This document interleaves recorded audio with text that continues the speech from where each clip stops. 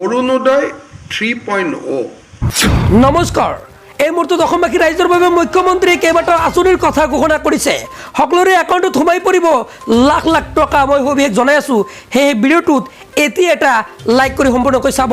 আজিৰ প্ৰথমটো খবৰ, আধাৰ কাৰ্ডক লৈ হাহাকাৰ কৰিবলগীয়া নহ'ব কোনেও। জন্মৰ লগে লগে শিশুৱে লাভ কৰিব এতিয়াৰ পৰা আধাৰ কাৰ্ড।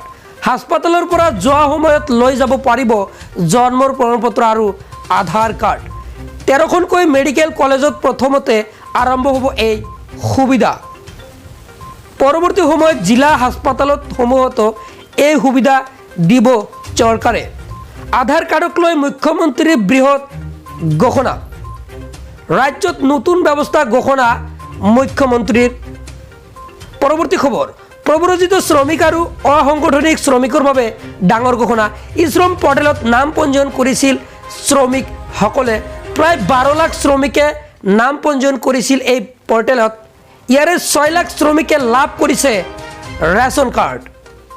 বাকী থকা 6 লাখেও শীঘ্ৰেই লাভ কৰিব ৰেচন কাৰ্ড। 23 চনৰ এপ্ৰিলৰ পূৰ্বে ই শ্ৰম পৰ্টেলত পঞ্জীয়ন কৰা শ্ৰমিকে পাব এই সুবিধা। প্ৰব্ৰজিত শ্ৰমিক আৰু অসাংগঠনিক শ্ৰমিকৰ বাবে ডাঙৰ ঘোষণা। পৰৱৰ্তী খবৰ, মুখ্যমন্ত্ৰীৰ আত্মনিৰ্ভৰশীল অসম অভিযানক লৈ ডাঙৰ সিদ্ধান্ত লৈছে। 2 লাখ টকা আঁচনিক লৈ ডাঙৰ সিদ্ধান্ত কেবিনেট বৈঠকত। 30 ছেপ্টেম্বৰত 30,000 যুৱক যুৱতীয়ে লাভ কৰিব প্ৰথম কিস্তিৰ ধন। প্ৰথম পৰ্যায়ৰ ইণ্টাৰভিউ ইতিমধ্যে সমাপ্ত হৈ গৈছে। প্ৰথম বছৰত 30,000 যুৱক যুৱতীক দিয়া হ'ব এই ধন। তেওঁলোকৰ জিলা পৰ্যায়ৰ ইণ্টাৰভিউ 16 আগষ্টত হ'ব। 5 ছেপ্টেম্বৰত সমাপ্ত হ'ব ইণ্টাৰভিউ। 30 ছেপ্টেম্বৰত 30,000 যুৱকক 2 লাখ টকাৰ অংশসমূহ দিয়া হ'ব। কেবিনেটৰ সিদ্ধান্তৰ পিছতেই মুখ্যমন্ত্ৰীৰ ডাঙৰ ঘোষণা। পৰৱৰ্তী খবৰ, অৰুণোদয় আঁচনিক লৈ ডাঙৰ ঘোষণা মুখ্যমন্ত্ৰী ডক্টৰ হিমন্ত বিশ্ব শৰ্মাৰ। অৰুণোদয় 3.0ৰ বাবে সাজু হৈছে এইবাৰ ৰাজ্য চৰকাৰ।